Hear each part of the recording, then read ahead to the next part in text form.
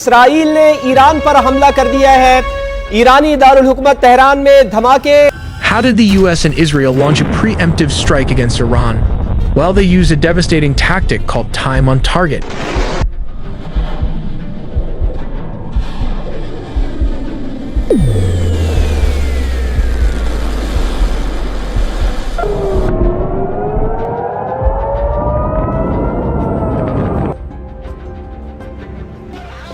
عزیزترین کسمون از دست دادیم، بزرگمون از دست دادیم، آقامون از دست دادیم. ایک اور مسلمان ملک کا لیڈر امریکہ کے حملے میں شہید ہو چکا ہے. اسرائیلی وزیر اعظم نیتن یاہو نے دعویٰ کیا ہے کہ ایسے اشارے ملے ہیں کہ ایرانی سپریم لیڈر آیت اللہ خامنائی اب دنیا میں نہیں رہے ہیں. یہ لسٹ لمبی ہوتی جا رہی ہے. کہانی کی شروعات ہو گئی عراق کے صدام حسین سے، پھر قذافی گئے، پھر اور لوگ گئے. امریکہ نے صرف ایک بات کی رٹ لگائی ہے: رجیم چینج، رجیم چینج اور رجیم چینج.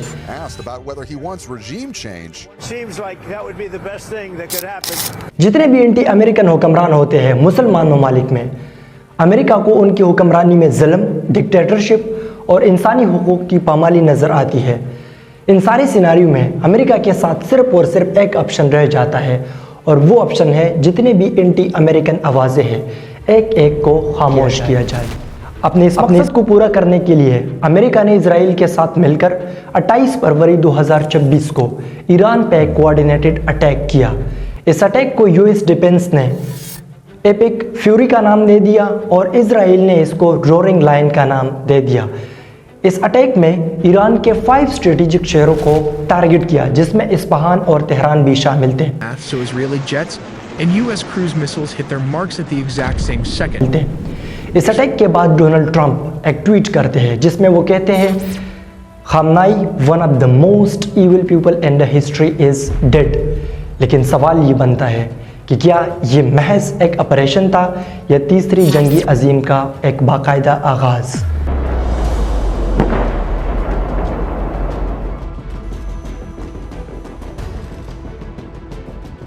السلام علیکم، it's your doctor Awais Ahmad.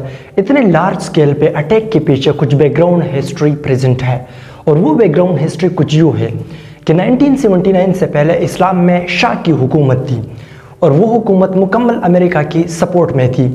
جیسے ہی 1979 کا ایرا سٹارٹ ہو گیا تو 1979 میں خمینی کے ہاتھوں ایران میں اسلامک ریولوشن کا دور سٹارٹ ہو گیا. اسلامک ریولوشن کے ڈائریکٹلی بعد ایران نے امریکہ کو بڑا شیطان اور اسرائیل کو چھوٹا شیطان ڈکلیئر کر دیا، اور یوں ان تینوں کنٹریز کے درمیان دشمنی کا باقاعدہ آغاز 1979 سے سٹارٹ ہو گیا. ایران، اسرائیل اور امریکہ کے درمیان تھرو آؤٹ دا ہسٹری 1979 کے بعد کافی جنگیں ہوئی ہے. امریکہ نے ایران کی گورنمنٹ کو ختم کرنے کے لیے اور ان کی رجیم کو چینج کرنے کے لیے 1979 کے بعد گلف سٹیٹس میں اپنے فورسز کو بھی تعینات کیا ہے اور وہاں پہ بیسز بھی بنائے ہیں. امریکہ نے ایران پہ ایک اور بڑا الزام لگایا کہ ایران نیوکلیئر ویپنز تیار کر رہا ہے، اور وہ بھی بہت لارج سکیل پہ. اس کی وجہ سے امریکہ کی طرف سے ایران پہ کافی سینکشنز لگ گئے. اس سینکشنز لگنے کے بعد ایرانی ریال کی قیمت 20% سے زیادہ ڈالر کے مقابلے میں گر گئی. تمام بڑی یورپین کمپنیز نے ایران میں اپنا کاروبار بند کر دیا سینکشنز کی خوف کی وجہ سے، جس کی وجہ سے کروڑوں لوگ غربت کی لکیر سے نیچے گر گئے. بینگ پاکستانی آپ کے ذہن میں یہ سوال تو اسٹیج پہ اٹھے گا کہ یار ڈونلڈ ٹرمپ، جس کو پیس کے لیے پوری دنیا مانتی ہے، جس کو ہمارے پرائم منسٹر شہباز شریف نے نوبل پرائز کے لیے نامینیٹ کیا ہے. And today again I would like to nominate this great president for Nobel Peace Prize. تو کیا انہوں نے کبھی ٹیبل ٹاک کے ذریعے سے اس معاملے کو حل کرنے کی کوشش کی ہے؟ اس سوال کا سمپل اور سیدھا سادہ جواب یہ ہے کہ امریکہ نے ایران کو نیوکلیئر نیگوشیشن میں بزی رکھا اور خود جنگ کی تیاری میں مصروف تھا. یس، زیادہ شاک نہ ہو جائے.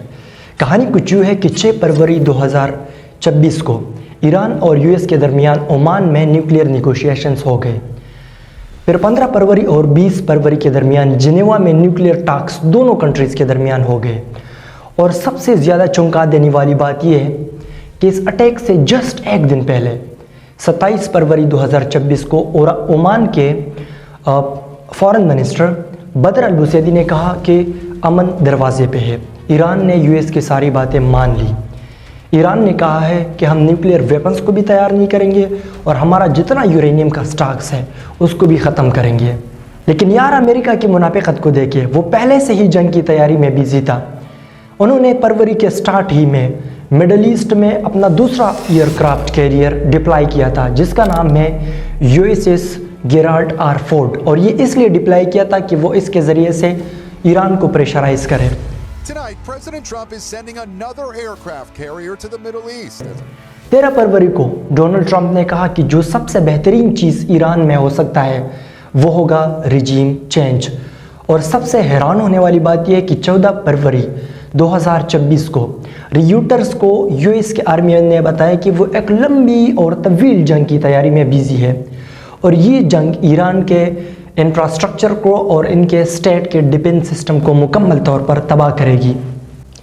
यार मुनाफिकत की इंतहा देखे, इधर निगोशिएशन हो रही है और दूसरी तरफ अमेरिका सुप्रीम लीडर को ख़त्म करने के पीछे है। अमेरिका ने CIA वालों को कॉन्स्टेंटली सुप्रीम लीडर के पीछे लगाया था कि वो इसके लोकेशन को ट्रैक करे ताकि अमेरिका और इजराइल सुप्रीम लीडर को टारगेट करे।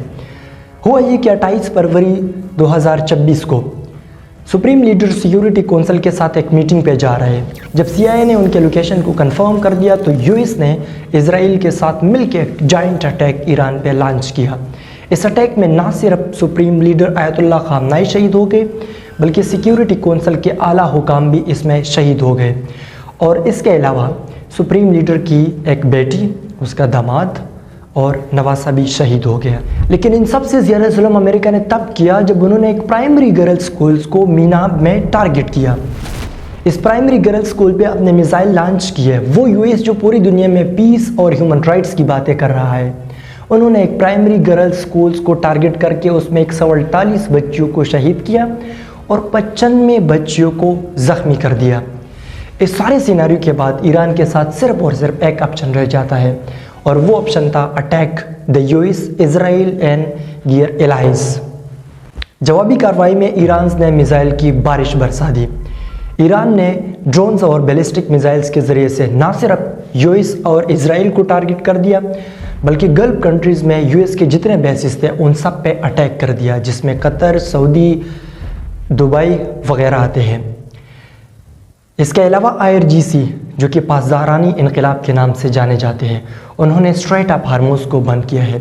स्ट्रेट ऑफ हार्मोज़ ये एक नैरो स्ट्रिप है जहाँ से पूरी दुनिया के लिए ऑयल की सप्लाई का एक बड़ा हिस्सा गुजरता है। इस अटैक के बाद एक नज़र डालते हैं ग्लोबल रिएक्शंस पे।